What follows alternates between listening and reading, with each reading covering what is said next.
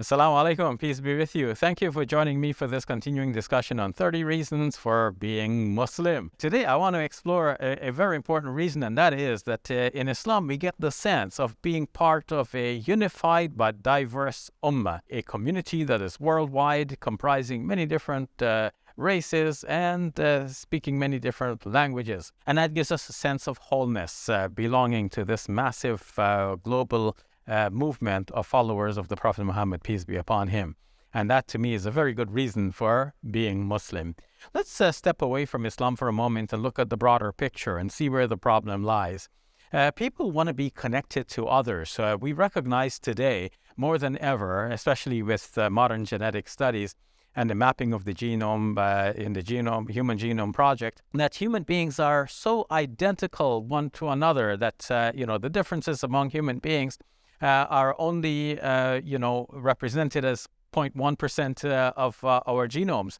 And so there's no real reason for humans to be against humans. There's no reason for us to consider race to be of any great importance. And yet we see that there is such great diversity and disunity. With that diversity, we see one race against another, we see one people against another, one tribe against another, one country against another, and so on. And we want to see the unification that we find is reasonable. So how can we find this sort of unification? How can we establish unity despite diversity? I know this is a modern call, but where can this be represented fully? In some religious systems, we find that the racial inequality is actually established and celebrated. This is from this caste and this is from that caste and so on. But Islam has this leveling effect on people, bringing everyone together and putting them together as members in the one ummah, the one community. Now, we see that the Quran itself tells us that we are to be one people, one ummah, one whole.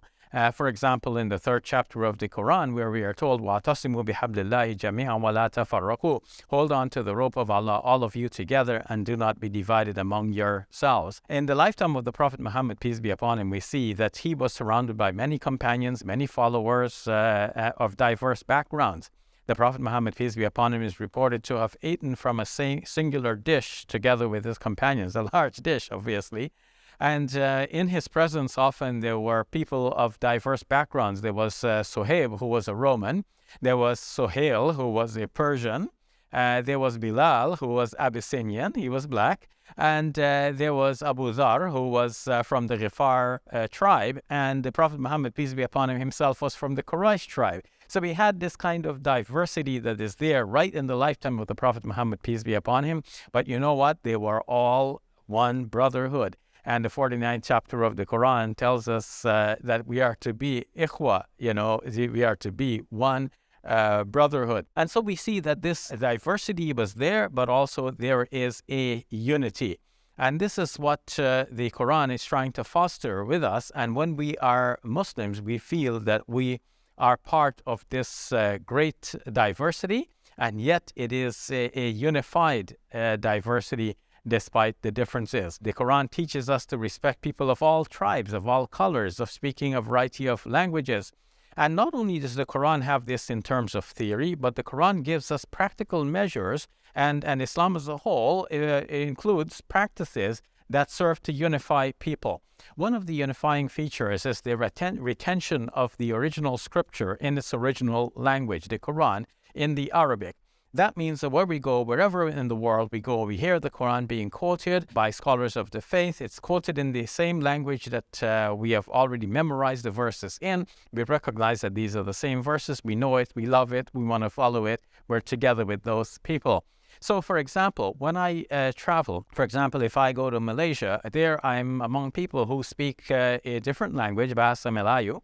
Many of them speak English as well. But when we come to the communal prayers, because we have retained that in the Arabic language as well, when they recite the Quran and the prayers, it's in Arabic. The rest of the prayers, everything that is said aloud is in Arabic. And so I recognize it as the same prayer that I pray here in Canada. So I feel at home.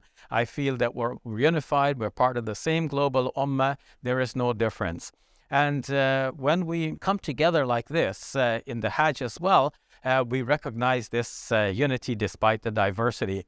This is one of the things that surprised Malcolm X. Brother Malcolm was schooled in a movement that emphasized his blackness and, championed the rights of black people, which is a good thing. But to an extent that he was surprised when he performed the Hajj, and there he wrote back from the Hajj to his wife Betty, according to his autobiography as told to Alex Haley.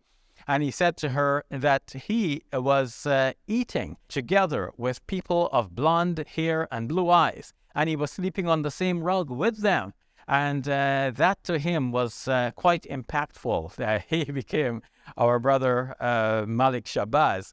And so we find that this way of Islam unifying people of very diverse backgrounds and many different racial origins is a good reason not only for Brother Malcolm to become Malik Shabazz, but also for us to be Muslim. So what does that mean for us in the world? It means it gives us a sense of satisfaction that we're part of a global ummah that is very diverse, that is racially inclusive, and at the same time, it helps us to feel unified with all of these people. We do not stress our differences, but rather we stress what is common among us.